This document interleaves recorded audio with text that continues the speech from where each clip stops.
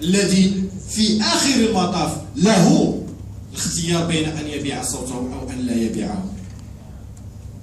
وبالتالي ملي كنقولوا شي حاجة اللي كيتحمل فيها المسؤولية كل شيء، كنصبحوا أمام ظاهرة مجتمعية، وعندها ملي كنقولوا ظاهرة مجتمعية دونك ما بقاش شي حاجة معزولة.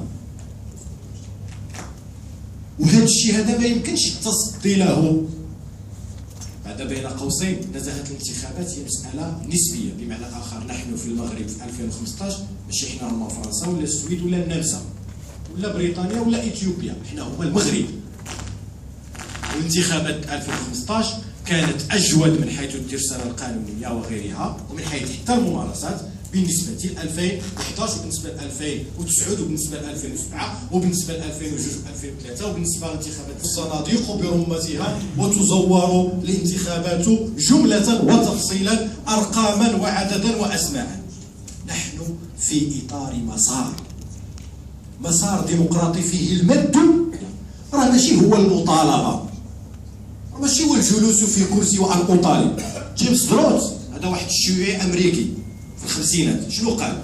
والله يخليكم إلا ما تعقلوا على هذه الجملة: التغيير لا يأتي بالمطالبة ولكن يأتي بالإحلال. عارفين شنو هو الإحلال؟ أن تحل شيء. التغيير لا يأتي نزاهة الانتخابات لن تأتي بالمطالبة بأن تكون نزيهة، لأن الذي يزور الانتخابات لن يتوقف عن ذلك. وإذا درتي له القانون متشدد يجد الحلول ويجد كيف يلتف عليه. من يستغل هذا الفخر؟ وهذه معركتكم ومعركتنا ومعركة جميع القوى الحية والديمقراطيين والشباب والأنصار ديال الديمقراطية والنخب المثقفة، عاد ديال الدولة وعاد ديال كذا وعاد ديال القانون وعاد ديال الحبس وعاد ديال المحاسبة إلى غير ذلك. هذه النقطة الثانية. النقطة الثالثة: العزوف ديالكم علينا. انتم كتقولوا لنا الاحزاب السياسيه لا تتبنوا مطالبنا وقضايانا بشكل مبدئي وبشكل قوي استقلال ولا، وماشي انتم المسؤولين عليه. العزوف السياسي هو ظاهره بنيويه عندها ثلاثه اسباب اساسيه في نظري، عندها بزاف، كاين ثلاثه اساسيه. اولا القمع الذي تعرض له العمل السياسي لعقود، الاربعينات والخمسينات والستينات والسبعينات والثمانينات وجي طلع حتى وقع الانفراج شويه في بدايه التسعينات مع اطلاق المسلسل ديال التوافقات وديال التوافق، وقبله التغيير ديال الدستور ديال 96. هل الاولى عقود عباد الله، والاب ديالك ولا الجد ديالك وسيروا سولوهم كيهضر في السياسه هو خفاف. هذا الشيء راه كيولي في الجينات. السبب الاول. السبب الثاني هو ان الظاهره الحزبيه بصفه عامه في المغرب هي حديثه. واش غادي نقارنوا الظاهره الحزبيه في المغرب بحال الظاهره الحزبيه في بريطانيا او فرنسا التي تمتد الى قرون؟ نحن عقود وتجربه مريره، ولم تكن الاحزاب تمتلك قرارها في لحظات تاريخيه كثيره، وتعرض المناضل الى القمع والاعتقالات وكذا وكذا. الظاهره الحزبيه حديثه من جهه، ودخلت في مواجهات مجتمعية واجتماعية وثقافية مع ظواهر أخرى منافسة في الحقل الاجتماعي والمجتمعي اللي هي القبيلة.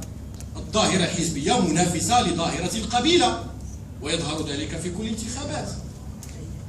كيقل داك الشيء الحمد لله. وجدنا أنفسنا كظاهرة حزبية في مواجهة ثقافة الزاوية والدوار وكذا وكذا. هذو ماشي مواجهات فقط، هذه مواجهات سيكولوجية، مواجهات مجتمعية اجتماعية نفسية بجميع المقاييس. هذا السبب الثاني. السبب الثالث لو بير هو انه وقع الانفراج في التسعينات، وذاك الانفراج مشى مزيان وراه ماشي مزيان الحمد لله. نحن ماشي ليبيا او تونس او سوريا او العراق. منين وقع الانفراج ولات عندنا حريه التعبير نسبيا الهامش ديالها كبير منذ نهايه التسعينات والى حدود الان، طحنا في واحد العامل اخر الذي اضعف العمل الحزبي واضعف العمل السياسي اللي هو قيم الفردانيه والخلاص الفردي. العولمه ما كندخلش انا بزاف في الموضوع.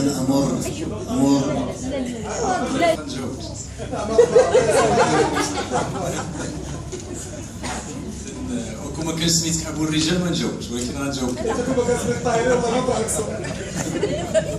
اخوان انا فقط نوضح باش انا فقط عطيت امثله ديال بعض الاشخاص، ممكن نعطي بزاف ديال الامثله، هذا فقط باش نوضح طريقه باش كيتعامل الحزب. استفدت لا من لا من اللائحه الوطنيه لا والو ديال باش لا ما تفرقوش فيها. ورئيس غرفه جهويه في القانون المنظم الجديد وفي التقطيع الجهوي الجديد. وراه عندكم في حزب الاستقلال ولد الرشيد رئيس هو شاب وصديق ديالي، وخصكم تعتزوا. ما خصش يكون الصراع، ماشي فقط حزب اخر يكون صراع ما بين الشباب خصهم يتضامنوا فيما يخص قضايا الشباب. ما خاصش يكون صراع والالفاظ اللي يعني تجرح وتسيء واحد الاخر. هذا يعني بين قوسين. وجوابا على كذلك شأن الشباب الغير منخرط في الأحزاب، بنفس الطريقة حزبنا منفتح. احنا درنا معارك من داخل الحزب، وفقنا التدرج اللي اليوم يعني أصبح عائق عند مناضلين الشباب داخل الأحزاب باش يوصلوا للمواقع ديال القرار. والمثال هو الأخ اللي 24 عام هو في حزب الاستقلال. هذا عيب، عار هذا على انه يكون باغي تيتسنى شاد الصف. انا شوف انا بحال القديم، اليوم الحزب منفتح، كاين اخوان دخلوا معنا هذه فقط سنه وترشحوا في الاستحقاقات واليوم ناجحين، ونحن مقبلين كذلك على اعاده المؤتمر ديالنا، وغادي يكونوا في المواقع اللي يستحقوها، وكندافعوا على ان تكون ويكونوا الشباب بالاستحقاق وليس بالريع. انا شكون انا ما ولد فلان ما ولد فلان، انا شاب قريت ونخرط في السياسه في 2009 ترشحت في الانتخابات الجماعيه. انا ما استفدتش من الريع وما عنديش لي زيليكوبتر، اذا الحال انني نجلس في هذا المكان. اذا هذا بين قوسين. اليوم حزبنا منفتح على جميع الكفاءات، منفتح على جميع الفئات. هذا هو الرسالة. تدخل أمامكم أخوات وإخوة، ولما قلت إن التجارب الحالية في تدوير النقاش المهم فيها أو الأهم فيها هو الاستماع، كنت مصيبا لا مصيبة، لأنني التقطت منكم جميعا إشارات قوية تفيد تحليل الوضع السياسي في مغرب اليوم.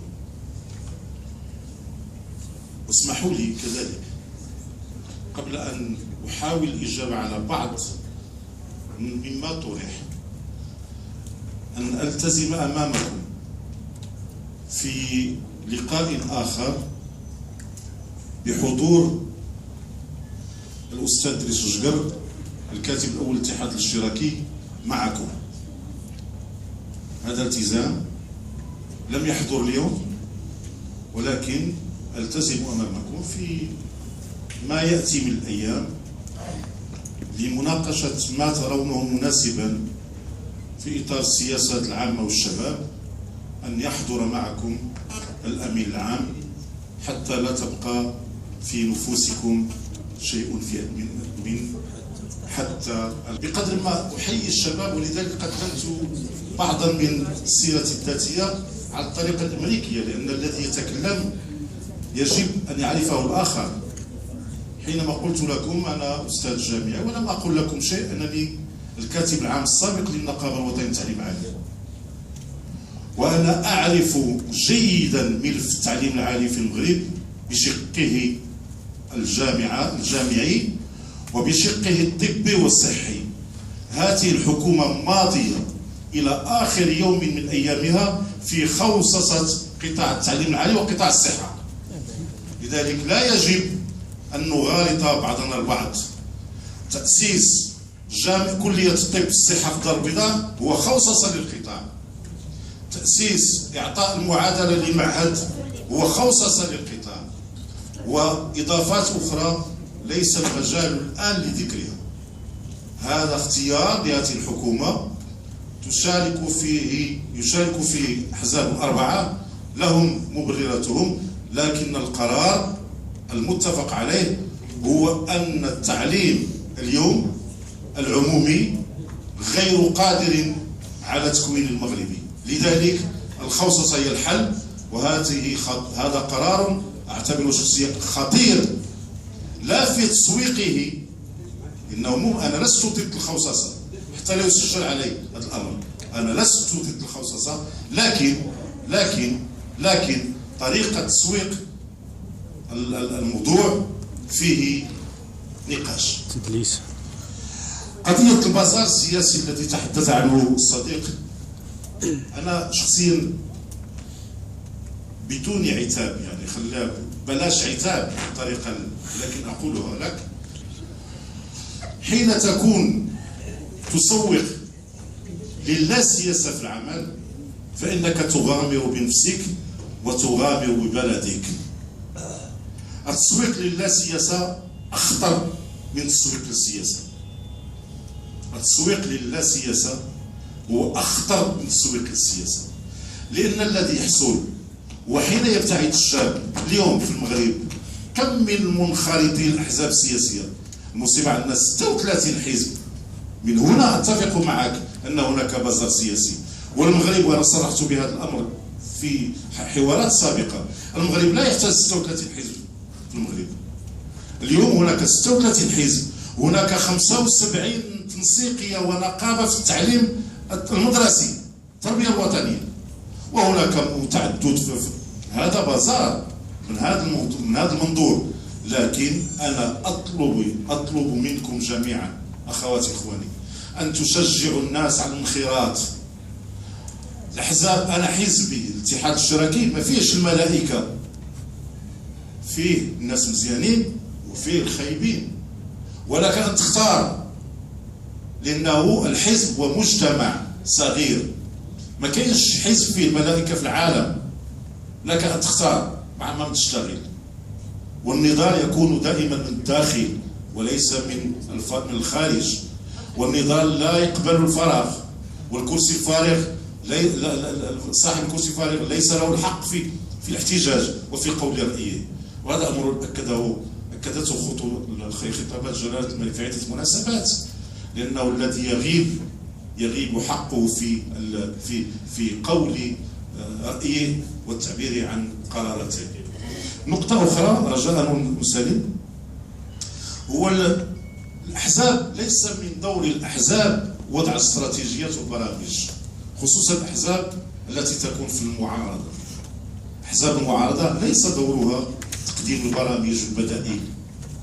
الذي له دور البرامج، أجا جمال رجب على الشاب والرضا، ليس الذي له أن يضع البرامج هو الحكومات. واعتقد أن هذه الحكومة مع كل أسف غيبت كل ما له علاقة بفئة الشباب، ولنا أمثلة كثيرة. وحين أقول إن أزمة الشباب والرياضة بأن